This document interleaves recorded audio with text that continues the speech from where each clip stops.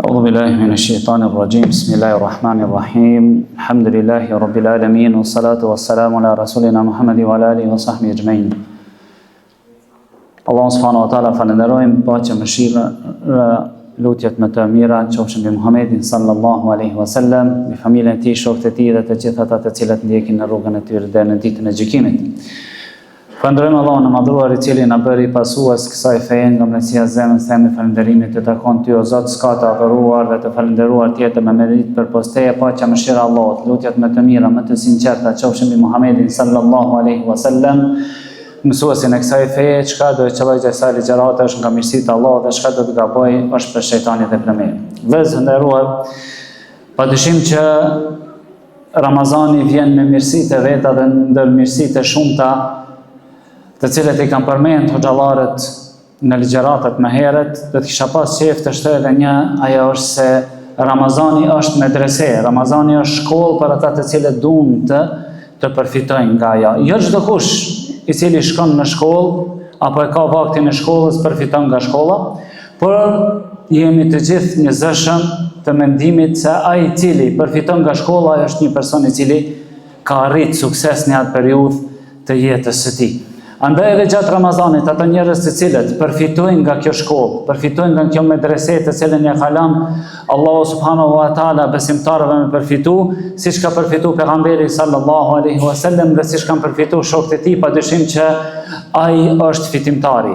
Është interesante se shumë njerëz e llogarisin Ramazanin si fundin e adhurimit të tyre, si kulmin e adhurimit të tyre, ndërsa realisht tek gjeneratat e para Ramazani është llogarit si fillimi i ngritjes së besimtarit.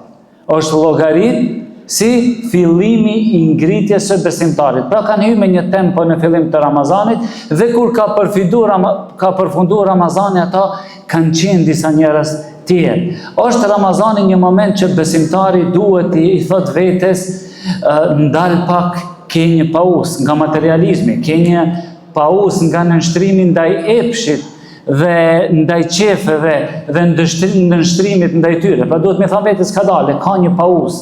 Duhet i thot epshit e vet ka dalë, unë s'mundem me ta bëj qefin ty gjithmonë si jam mësuar me ta bëj qefin gjatë gjithë vitit.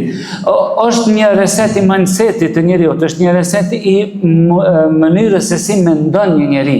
Ramazani duhet me qenë një piknisje e cila në të cilën e ndalemi dhe fillojmë të mendojmë ndryshe.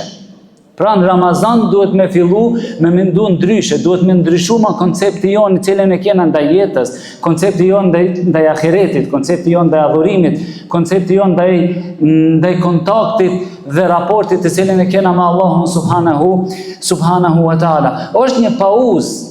Është një pauzë ku besimtari fillon ta rregullon zemrën e tij pas një lodhje 11 muajshe nga një Ramazan i kaluar. Vëllezër, mos harroni se edhe Ramazani do të jetë dëshmi kur do të dalim para Allahut subhanahu wa taala. Ajo që e ceka në fillim se Ramazani është medrese, është shkollë, padyshim që është shkollë se neve po na mëson shumë gjëra. Ramazani neve po na mëson shumë gjëra. E parja, ne po hymë në një të vërtet, po ballafaqohemi me një të vërtet se e cila e përgënjeshtron veten tonë. Çka du me thonë me këtë? A nuk jena na ata të cilët themi se vallah hoq s'mund me prezentu 5 kohë të namazit se shumë me 5 kohë namaz. A nuk jena na të cilët thojna po nuk mundem unë me agjeru diçka nafile se s'mundem dita e gjatë lodhi jam punë. A nuk jena na ata të cilët themi se unë s'mund ta la filon gjinahin, unë s'mund ta la cigaren, unë s'mund ta la këtë vepër, unë s'mund ta la atë vepër. Dhe vjen Ramazani dhe na përgënjeshtron neve të gjitha pretendimet që i kena thanë me heret, apo që i kena mashtru vetën tonë me heret. Vjen Ramazani në rrim 3-14 orë pa ushqim. Vjen Ramazani në jo pa duhan, po në rrim edhe pa bukë dhe pa ujë dhe pa ëmbëlsira dhe pa kafe dhe pa të gjithë tjera. Vjen Ramazani në kena mundësi me çu me fal Yacin, me çu me fal teravit, ndërsa jashtë Ramazanit thënë s'kena mundësi mi fal 2 recat sabahut ose mi fal 4 recat farz namazit drekë ose se namazit i qindis. Vetë Ramazani e përgënjeshtron veten tonë. Ne thoni se nuk kena mundësi t'i krim, është rënd mi mbajt Islamin. Vjen Ramazani ne e mbajnë Islamin. Dhe kjo është dyshmi vëllezër se Allahu nuk e ngarkon askënd më shumë se sa që ka mundësi. La yukellifullahu nafsan illa wus'aha. Allahu nuk e ngarkon kërkon asnjë njeri për vetëm se sa e ka kapacitetin e tij. Sa e ka kapacitetin e tij, thot Allah subhanahu wa taala, dhe në fen tuaj nuk ju ka bën ndonjë vështirësi. Ramazani është dëshmi për këtë. Ramazani është dëshmi se ne mundemi, para diçka është problemi. Se ne mundemi po s'dojmë. Se ne mundemi po se kemi prioritet. Se ne mundemi po nuk duam ta sfidojmë veten tonë. Ne mundemi po nuk duam ne ta lodhim veten tonë. Ne nuk duam t'i thojnë vetes tonë boll.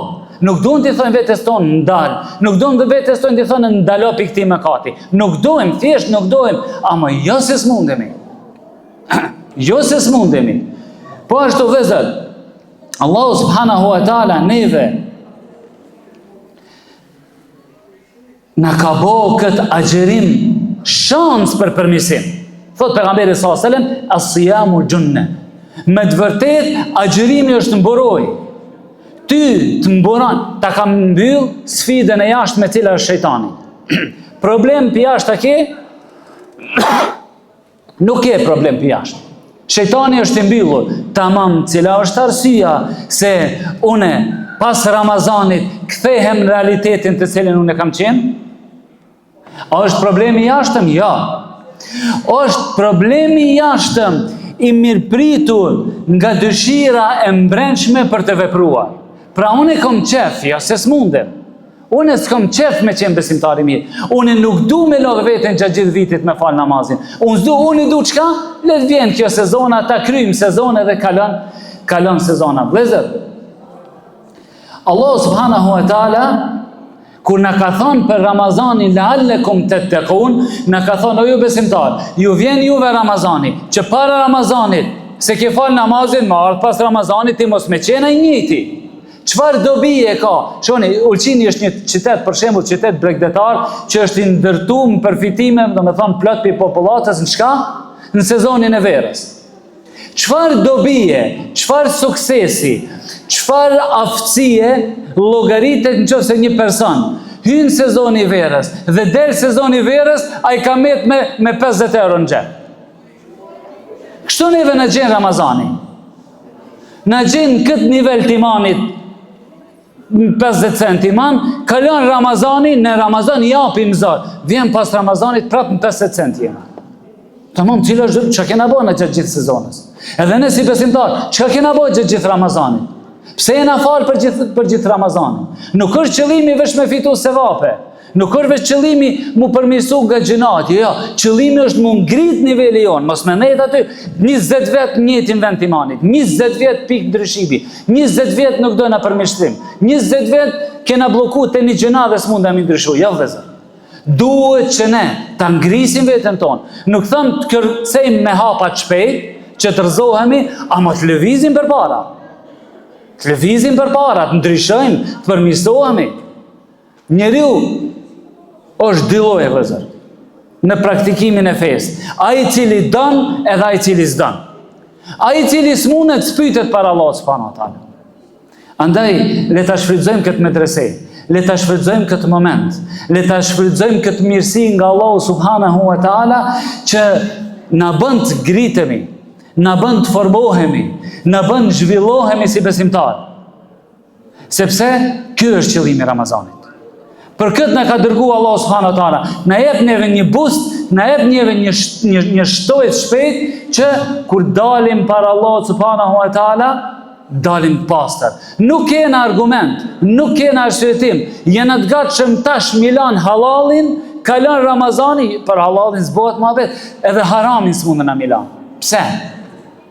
Gjatë ditës të Ramazanit nuk pin asuj, kalon Ramazani gjatë ditës alkohol pin. La ilaha illallah. Pa nuk ishe ky i Ramazanit, i cili për Zotin, i cili të shikon dhe kujtoje shiqimin e tij, nuk pishe ujë, edhe pse ishte vetë në shtëpi, po. Tamam, ky Zot i cili ishte në Ramazan, pas Ramazanit ku është? Ku është pas Ramazanit? Është i njëjti i cili na shef në Ramazan, është i njëjti i cili na shef dhe në llogarit në llogarit pas Ramazanit. Lusë Allahu subhanahu wa taala vëzër, që ky Ramazan të jetë një dëshmi për neve. Ta kuptojmë ne vetë kush jam, ta kuptoj kapacitetin tem, ta kuptoj mundësin teme, ti thom vetit tem se une mundem, edhe ma une do të ndryshoj, edhe ma nuk ri 20 vjet në atë nivel që kam jetu deri tash. Duhet përmirësohen, duhet ndryshoj, edhe nuk ka lidhje lodhja dhe mundimi, vëllezër. Kuptoni këtë, në dunja, lodhja dhe mundimi nuk merret parasysh nëse ke të bësh me diçka çka ja vlen. Kush e llogarit gjatë verës lodhjen? Kush e llogarit gjatë verës mundimin? Kush e llogarit gjatë verës pagjumësin? Pse? Thot ja vlen, thot se mdel pagesa e mirë, fitoj. Kjo është edhe çështja e besimtarit. Ku llogarit besimtari sa lodhet as lodhet me shku me fal namazin, po se bën hesab vëzër. Pse? Se unë me këtë ngritem para Allahut subhanahu wa taala. Lusë Allahu subhanahu wa taala siç na ka mundsu të takohemi në këtë natë, na mundson të takohemi në xhenetet e larta të Tij. Subhanaka Allahumma bihamdik, ashhadu an la ilaha illa anta, astaghfiruka wa atubu ilaik, wa sallallahu ala Muhammedin wa ala ali Muhammed.